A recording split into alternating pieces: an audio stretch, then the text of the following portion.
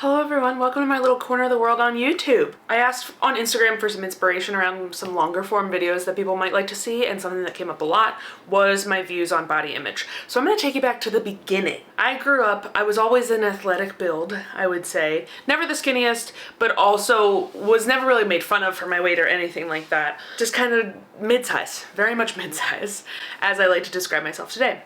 I first started trying to lose weight when I was in high school. I never had an eating disorder, but I did certainly engage in some disordered eating. Was part of like Biggest Loser competitions and stuff like that. And so definitely in high school I started to want to lose weight, to want to be smaller. Then I went on in college and thereafter to do some Whole30s and things like that for all the wrong reasons. I lost like 15 pounds in a month every time I did it. So I was like, great. Just do a Whole30 before this wedding and then I'll feel a little better going to this wedding. I really hit my breaking point with dieting, I want to say 4 years ago. And I don't even know exactly what it was. There wasn't some catalyst moment, but I realized that dieting was not sustainable and it was not getting me the results that I wanted. So I needed to figure something else out. And here's the truth. I sit here today and I'm not thrilled with my body. I don't love my body. Hi, Joan. I don't love my body necessarily, but I am so grateful for it and so respectful of it. And I think that is the big difference. I went from a punishing mindset to a gratitude mindset. And that was the biggest shift I made. And I've said this before on social media, that I like to think of my body as my coworker. And that was the greatest gift I gave myself. I started reading a lot of anti-diet stuff and working on like body love and body image and stuff. And I was finding some of it rather hard to relate to because it just felt like I was forcing it too much. I love when people love their bodies, and I have moments of loving my body, but I realized that I was starting to feel like a failure because I wasn't loving my body. So that it was still, even though I was trending in the right direction of where I wanted to be with my body and with dieting and all of that, I was still feeling like I was failing, and I was not interested in feeling like I was failing anymore. So that's when I decided to take those things with a grain of salt. So you know what, Mom, we are going to work on being co-workers with our body, because trying to be besties with my body got really annoyed with it.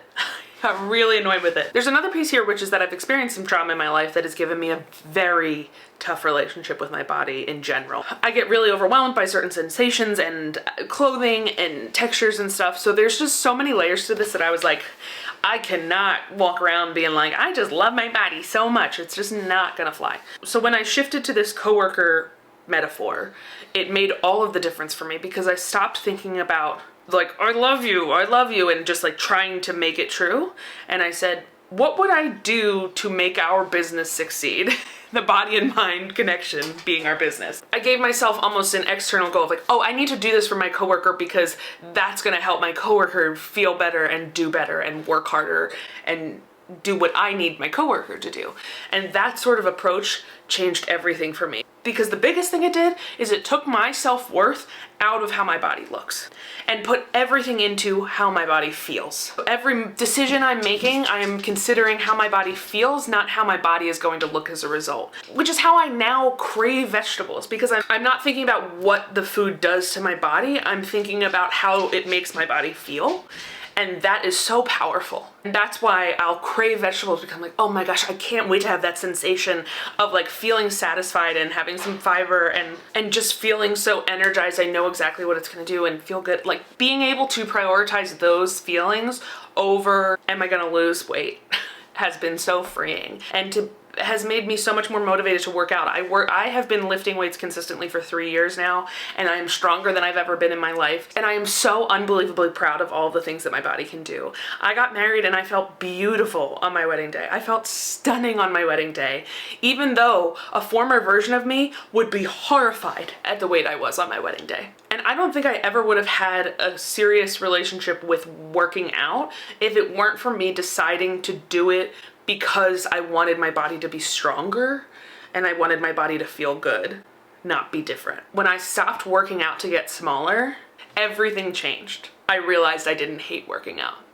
I actually really loved it, and I love being strong. When it comes to body image, I think referring to my body as a coworker also really helps me, because it helps me separate myself out. It's so much easier to be mean to myself than it would be to be mean to a coworker. The odds of me calling my coworker a piece of shit to my coworker's face would be pretty slim to none unless they really did something to wrong me.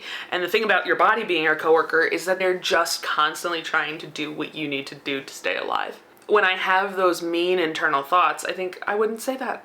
I would not say that based on what this coworker has done and everything I've gotten from this coworker. I would never say that to them. Sometimes I wish they did their work a little differently, but the work got done and I can't be mad at that. As I sit here, I'm realizing that I have been having quite a bit of issue with my body image. Okay. Now for me, the biggest area that I'm working on with my body image is definitely in the style department. I feel really disconnected from what my style is and how I want to express myself through clothing. I'm trying to put things in their boxes, and not in like a bad compartmentalization way, but like in a way that's actually helpful. So my self-worth is unattached from how my body looks.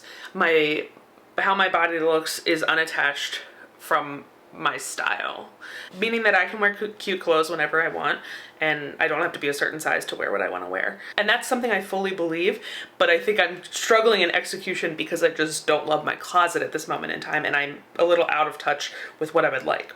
But this is just another example of how I'm able to identify the outward situation, the logistics that are going on outside of me, the circumstances out here, or that are preventing me from feeling a certain way in here. That is the biggest difference. I am no longer letting those thoughts start in here and then fester out. There might be things out here that cause some issues that make it hard to love myself every moment, all of that kind of stuff. But what starts in here and in here is all from a place of gratitude and appreciation for everything my body does for me.